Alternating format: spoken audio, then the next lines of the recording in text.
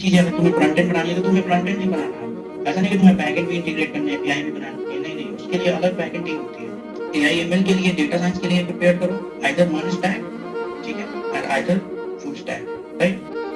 This video is for those student जो BTech करना चाहते हैं या बीटेक कर रहे हैं या बीसीए कर रहे हैं, कोई भी टेक्निकल ब्रांच है या नॉन टेक्निकल ब्रांच है। तो आप सभी या फिर आप 12th स्टैंडर्ड स्कूलिंग स्टूडेंट हो जो कि आगे इंजीनियरिंग के बारे में सोच रहे हो, तो आप केयरफुली इन सब बातों पे ध्यान दो जो कि सर ने हमें बताया आज वर्कशॉप के टाइम पे।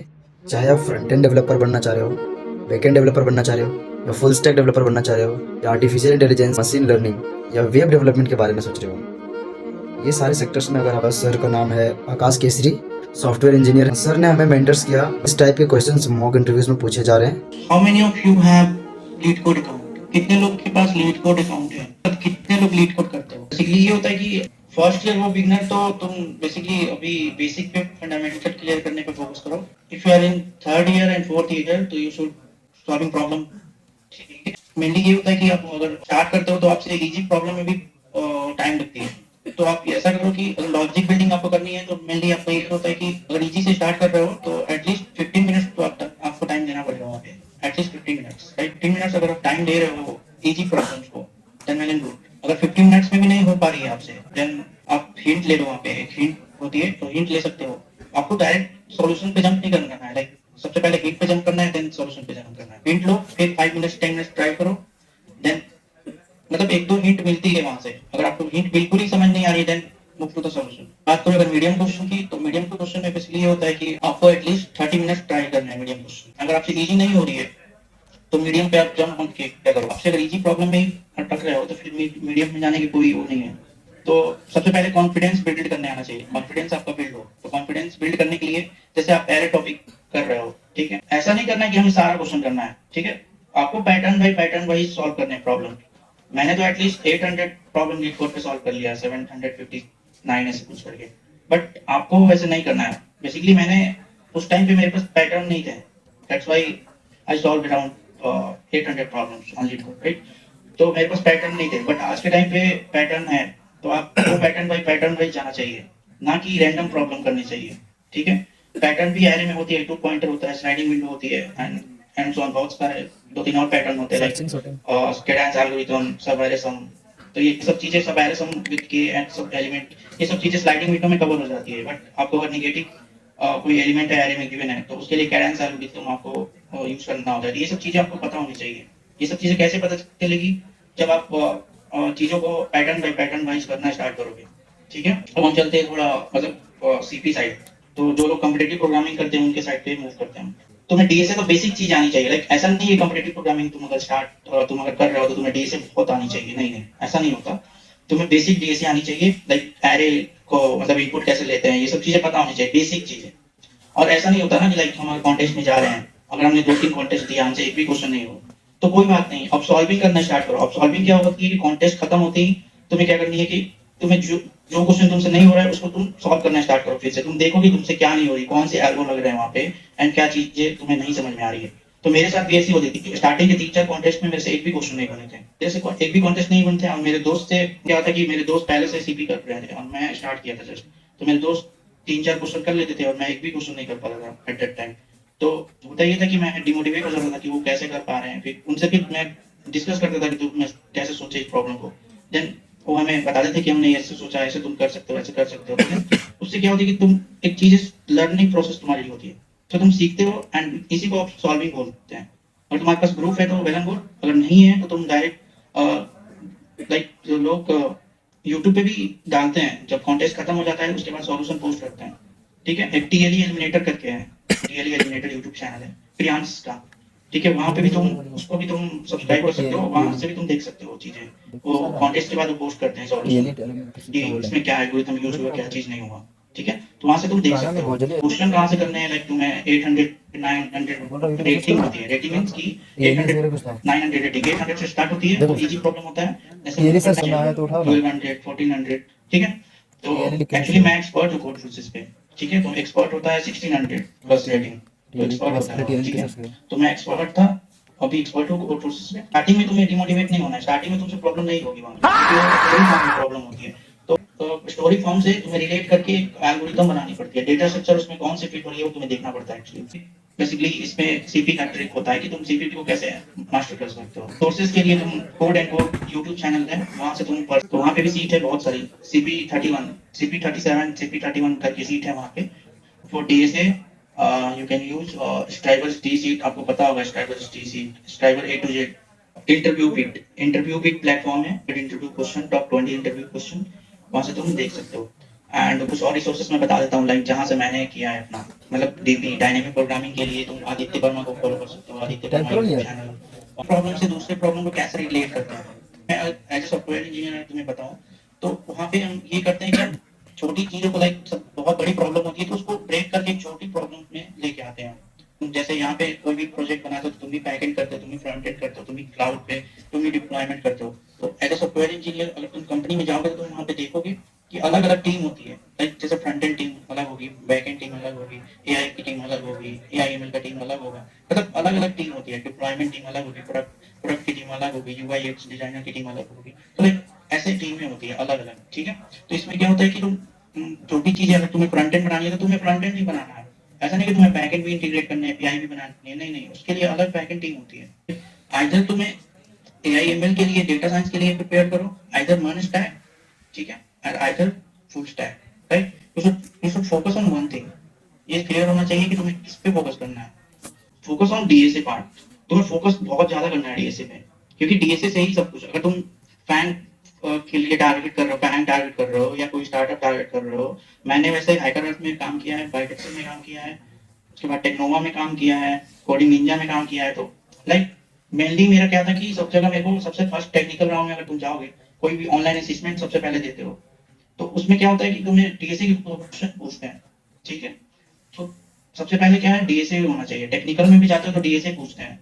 ये तो प्रोजेक्ट तो एक चीज होगी कि चलो तुमने क्या किया है, ऐसे टेक क्या चीजें तुम्हें आती है, बट मेनली जो प्रॉब्लम सॉल्विंग होता है वो डीएसए से ही पता चलता है कि तुम्हें कितना लॉजिकल तुम सोच पा रहे हो किसी चीज को, ठीक है। तो प्रॉब्लम सॉल्विंग से ही आती है। हाँ, अब आते हैं एआई पार्ट पे। तो एआई पार्ट अभी तुम देखे होगे कि अभी चैट जीपीटी आ गई है, बहुत सारे आ गए हैं। तुम लोग रेप्लिट के बारे में जानते हो? Replit, how many of know about Replit? तो रेप्लिट एक ऐसा प्लेटफॉर्म है, लाइक तुम्हें 10 मिनट्स के अंदर एक ऐप बना के दे देगा। अगर तुम उसको प्रॉम्प्ट दोगे तो जैसा तुम्हें ऐप चाहिए वैसे 10 मिनट के अंदर वो बना के दे देगा। तो एआई बहुत फास्ट हो चुकी है आज के टाइम पे।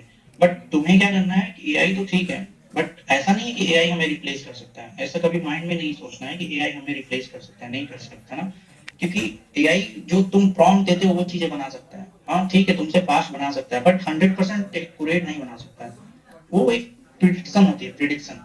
ऐसा नहीं है कि एक्यूरेट होता है चीजें। अब जैसे एआई है तो एआई मीटिंग तो नहीं कर सकता ना हमारे जैसे। उन्हें हमें मीटिंग करना होता है प्रोडक्ट मैनेजर के साथ, हमें मीटिंग करना होता है टीम लीड के साथ, तो एआई तो नहीं कर सकता उनके साथ मीटिंग। तो ऐसा नहीं कि एआई रिप्लेस कर सकता है हमें, नहीं नहीं, ऐसा नहीं है कि एआई रिप्लेस कर सकता है।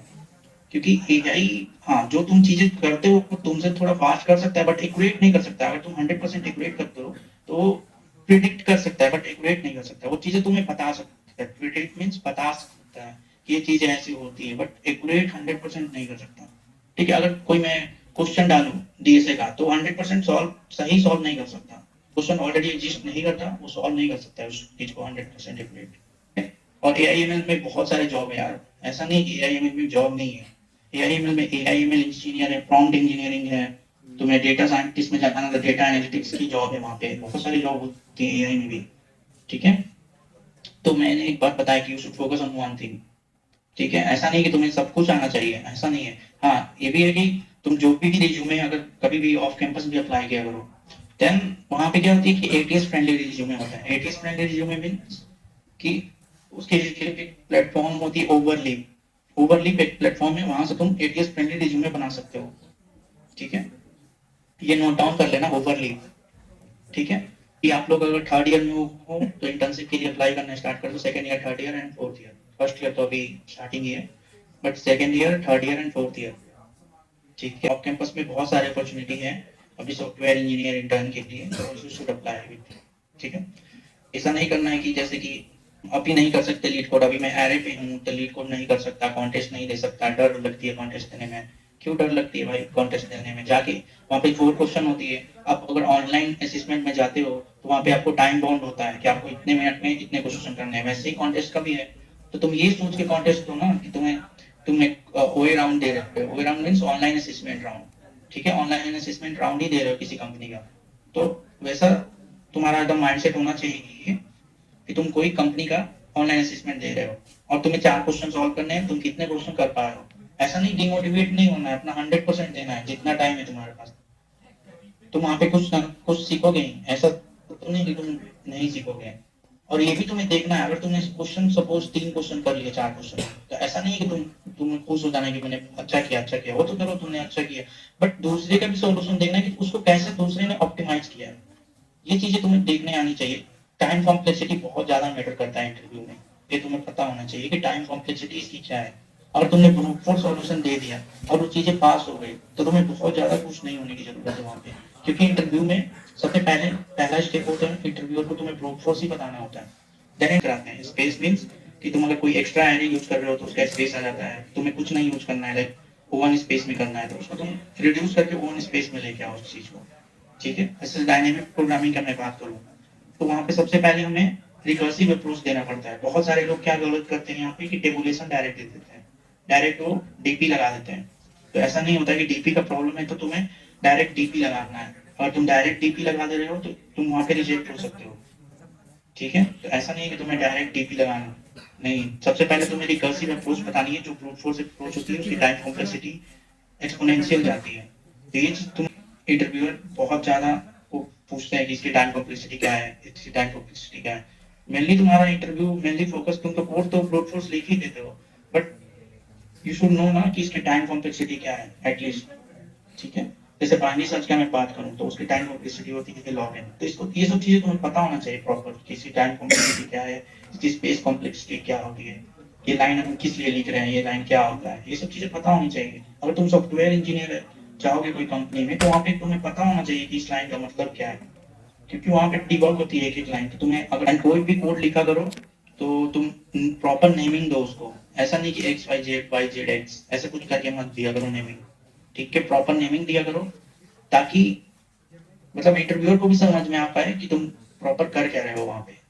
पर नेमिंग देना होता है कि तुम कर क्या रहे हो, उसको किस लिए यूज हो रही है चीजें, उस वेरिएबल का मतलब क्या है। ठीक है, एआई क्या करता है, पैटर्न तुम्हारे जो डेटा होती है, लाइक जैसे तुम स्क्रॉल करते हो, एग्जांपल के थ्रू समझा देता हूँ मैं सिंपल। जैसे तुम स्क्रॉल करते हो यूट्यूब या इंस्टाग्राम, तो वहाँ पे क्या होती है कि तुम्हारे वो डेटा को कलेक्ट करता है एंड देन उसी के अकॉर्डिंग रील आती है तुम्हारे पास। जैसा तुम रील देखते हो उसी के अकॉर्डिंग फीड में आती है। तो ये क्या होती है कि एआई तुम्हारा वहाँ पे pattern, AI learns pattern from data, ठीक है? कि डेटा से लर्न करता है एंड उसी को बार बार फीड में देता है। जैसे तुम अगर कोई पहली सर्च का प्रॉब्लम देख रहे हो, तो तुम अगर पहली सर्च का प्रॉब्लम देखोगे तो वहाँ पे क्या होगा कि तुम्हारे और भी सारे यूट्यूब जो भी यूट्यूबर्स हैं उनके भी चैनल पे वही प्रॉब्लम आना स्टार्ट हो जाएंगे। क्योंकि वो क्या होगा कि वो तुम्हारा जो भी डेटा है वो स्टोर हो गई और डेटा कलेक्ट करके फिर फीड में वही चीज आने स्टार्ट हो जाएगी, ताकि तुम और भी एक्सप्लोर कर पाओ उस चीज को। एज सॉफ्टवेयर इंजीनियर मैंने मतलब SD2 पे काम किया था, तो मैंने किया था वहाँ पे चेक कि ये चीजें कैसे होती हैं, ठीक है? ये लोड बैलेंसिंग का कॉन्सेप्ट कैसे यूज होता है। एज ए फ्रेशर मेरे को भी चीजें पता नहीं थी, बट अगर कंपनी में जाओगे तो वहाँ पे चीजें तुम्हें बहुत सारी पता चलती है कि तुम क्या करते हो। बात कर रहे थे कि front end role and back end role and जो भी तुम्हारा एक सॉफ्टवेयर इंजीनियर का क्या रोल होता है कंपनी में। तो एज ए फ्रंट एंड तुम अगर जाते हो कंपनी में तो वहाँ पे तुम्हें डीएसए की रिक्वायरमेंट तो होती है, बट थोड़ा कम होती है as compare to back end and software engineer role, ठीक है? एक फ्रंट एंड का स्पेसिफिक रोल होगा, तो वहाँ पे लाइक मैं बताऊं तो वहाँ पे मतलब नॉर्मली क्वेश्चन पूछेंगे, इजी मीडियम इजी क्वेश्चन पूछते हैं, लाइक जैसे डीएसए में। बट वो क्या करते हैं कि जो सेकंड राउंड होती है वो मशीन कोडिंग राउंड होती है। मशीन कोडिंग राउंड मीन्स कि आपको एक प्रॉब्लम गिवन होगा एंड उसका कुछ टाइम लिमिट दे देंगे कि इतने मिनट में आपको करना है। कुछ लेट से आपको एक एडमिन डैशबोर्ड बनाना होगा उनके सामने, एंड वो टाइम आपको दे देंगे कि आपको 1 आवर में बनाना है, तो उनके सामने जस्ट बनाना पड़ेगा आपको एडमिन डैशबोर्ड। तो ये होता है चीजें मशीन कोडिंग राउंड, अब उनके सामने सब कुछ करना एकदम प्रॉपर। तुम जैसे कोड करते हो, जैसे फाइल बनाते हो VS कोड पे, वैसे उनको सामने करके दिखाना है। तो आपको 1 आवर मिलेंगे, इसमें आपको करना है सब चीजें। तो ये मशीन कोडिंग राउंड होती है। तो ये अगर तुम प्योर फ्रंट एंड रोल के लिए जा रहे हो तो ये चीजें होती है वहाँ पे। लाइक एक दो मशीन कोडिंग राउंड होगा, एक तुम्हारा डीएसए राउंड होगा, उसके बाद मैनेजरियल राउंड। मैनेजरियल राउंड में क्या होता है कि तुम्हारे मैनेजर के साथ होता है, जिस टीम में तुम जा रहे हो उस टीम के मैनेजर के साथ तुम्हारा अपना मीटिंग हो, मैनेजर के उसमें क्या होता है, उसमें मैनेजर तुम्हारा देखता है कि तुमने प्रीवियस वर्क क्या है, तुम्हारा कौन सा प्रोजेक्ट पे तुमने काम किया है, वो सब चीजें पूछता है उसमें। ठीक है, कभी कभी उसमें कोडिंग राउंड भी पूछ लेते हैं, मतलब कोडिंग क्वेश्चन भी पूछ लेते हैं, बट मेनली फोकस होता है कि तुमने क्या क्या चीजों पे काम किया है एंड तुम्हारा प्रोजेक्ट क्या क्या है। ठीक है, करते हैं बैक एंड इंजीनियर पे। ठीक है, अगर तुम as a back end engineer जाना चाहते हो कोई कंपनी में, तो उसमें क्या होता है कि तुम्हें डीएसए बहुत अच्छी लेवल पे आनी चाहिए, लाइक तुम्हें एटलीस्ट ग्राफ डीबी ट्री सब चीजें एडवांस डीएसए आनी चाहिए। बिकॉज बैकएंड में क्या होता है कि तुम्हें लॉजिक ही सोचना होता है, फ्रंट एंड में तो तुम्हें वेबसाइट पे सब कुछ दिखता है, सब कुछ सामने दिख रहा है ना कि ये बटन है, ये ऐसे ऐसे मूव कर रहे हैं, बट बैकएंड में तुम्हें चीजें दिखती नहीं है। तुम एपीआई किसी चीज का बनाते हो, लाइक जैसे कोई एपीआई तुम इंटीग्रेट कर रहे हो, तो तुम्हें चीजें दिखती ही नहीं है सामने, वो बैकएंड बिहाइंड द सीन सब सारी चीजें चलती है बैकएंड में। तो तुम्हें backend as a backend engineer ही, एज ए कोडिंग तो बैकएंड इंजीनियर ही हुआ ना। कोडिंग में तुम कोड करते हो, उसके बाद तुम रन करते हो, और उसके बाद चेक करते हो कि इनपुट पे ये आउटपुट सही है या नहीं है।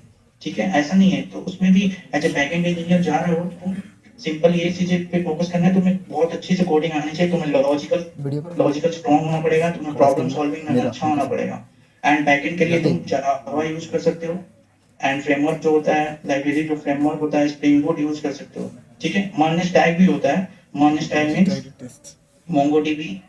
ठीक है, एक्सप्रेस, रिएक्ट एंड नोड। ठीक है, तो ये चीजें भी रिएक्ट जेएस नोट कर जेएस सकते हो, बट हम प्रीफर्ड ये नहीं करते, प्रीफर्ड ये करते कि तुम स्प्रिंग बूट एंड जावा पे फोकस करो। अगर तुम्हें बैकएंड इंजीनियर पे जाना है तो जावा में तुम कर सकते हो, वहां पे जो भी डीएसए जावा में कर सकते हो।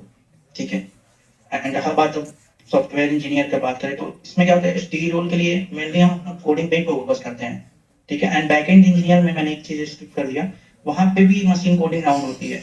ऐसा नहीं कि वहां पे मशीन कोडिंग राउंड नहीं होती है, एज ए फ्रेशर नहीं हो, बट आज के टाइम पे तो पूछ ही रहे हैं यार, फ्रेशर में भी पूछ ले रहे हैं।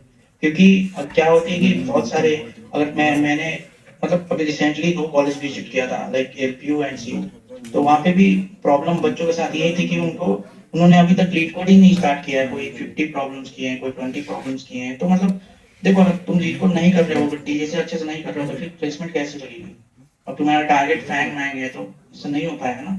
स्टार्टअप में भी डीए से पूछ रहे हैं, जोमेटो स्विगी भी अच्छे लेवल पे डीए से पूछ रही हैं एज ए बैकएंड इंजीनियर, अगर तुम्हें हायर करेंगे। ग्रो ऐप के बारे में तुम्हें पता होगा, तो ग्रो ऐप भी अगर एज ए बैकएंड इंजीनियर तुम्हें अगर हायर करता है, तो वहाँ पे भी तुम्हें डीए से अच्छे से आनी चाहिए प्रॉपर। ऐसा नहीं कि तुम्हें डीए से नॉर्मल तुम एरे स्ट्रिंग ये सब चीजें कर ली तो नहीं हो पाएगा। तुम्हें एटलीस्ट डीपी ग्राफ ट्री ये सब चीजें अच्छे से आने की चाहिए, प्रॉपर अच्छे से नहीं, मतलब तुम्हें एल्गोरिथम के बारे में पता होना चाहिए कि कैसे वर्क करता है, हाउ इट वर्क। ठीक है, ऐसा नहीं कि तुम प्रॉपर, तुम्हें सब कुछ पता होना चाहिए एंड टू एंड, नहीं, तुम्हें ये चीजें पता होनी चाहिए कि एल्गोरिथम कैसे फिट होती है, कहाँ पे फिट होती है, और सबसे मोस्ट इंपॉर्टेंट थिंग ये है कि तुम ड्राई रन करने तुम्हें आना चाहिए प्रॉपर, कि तुम इनपुट से आउटपुट तक कैसे पहुंच रहे हो एंड चीजें कैसे काम कर रही हैं बिहाइंड द सीन। ऐसा नहीं है कि तुम कोड करते रहे हो डायरेक्ट एंड तुम्हें ड्राई रन करने नहीं आ रहा है चीज को। तो ड्राई रन अगर करने नहीं आ रहा है तो फिर कोई फायदा नहीं है, क्योंकि ड्राई रन से ही सब कुछ होता है। इंटरव्यू में ड्राई रन करके प्रॉपर दिखाना पड़ता है। ठीक है, कोई भी अगर लीड कोड पे क्वेश्चन करते हो तो तुम्हारा इनपुट आउटपुट गिवन होता है, उस इनपुट पे तुम ड्राई रन करने के बाद ही आउटपुट तक पहुंचते हो। तो ये चीजें तुम्हें प्रीव्यू बोल भी रहा है कि तुम डिबग करना स्टार्ट करो, तो फिर तुम अगर ऑन द स्पॉट तुम्हें करना पड़ा तो तुम्हें फिर प्रॉब्लम हो सकती है, तुम पैनिक कर जाओगे वहां पे कि तुम कैसे कर पाओगे, तुमने कभी किया ही नहीं है डिबग, तो फिर वही चीजें प्रॉब्लम हो जाती है ना। तो मोस्ट इंपॉर्टेंट थिंग एक और है, मॉक इंटरव्यू देना चाहिए। मॉक इंटरव्यू किस लिए देना चाहिए? तो तुम्हें फर्स्ट टाइम इंटरव्यू में जाना है, या तुम अपने फ्रेंड के साथ या अपने कलीग के साथ तुम एक जस्ट लाइक मीटिंग रख सकते हो, एक इंटरव्यू काइंड ऑफ रख सकते हो कि वो तुम्हारा इंटरव्यू ले। एंड प्रॉपर वही इंटरव्यू स्ट्रक्चर होना चाहिए कि प्रॉपर तुम किसी कंपनी का इंटरव्यू दे रहे हो। ठीक है, होना चाहिए कि कोई इजी क्वेश्चन, दो चार इजी क्वेश्चन पूछा देन वो। ठीक है, तो ये मॉक इंटरव्यू होती है। तो मॉक इंटरव्यू लोग पेड भी वैसे करते हैं जो कंपनी में है, बट तुम्हें अगर तुम फ्रेंड्स हो 2-3, तो उसमें भी मॉक इंटरव्यू कर सकते हो। तुम तो देते जा रहे हो, ऐसा नहीं कि रोज मॉक इंटरव्यू देना है तुम्हें, तुम्हें वीकली मॉक इंटरव्यू दो, मतलब महीने में 4 मॉक इंटरव्यू दे दो। तो इससे क्या होगा कि तुम्हारा कॉन्फिडेंस बूस्ट हो जाएगा, तुम्हें पता चलेगी तुम कहाँ पे लैग कर रहे हो।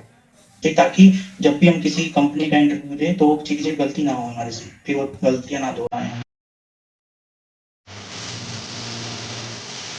कोई क्वेश्चन?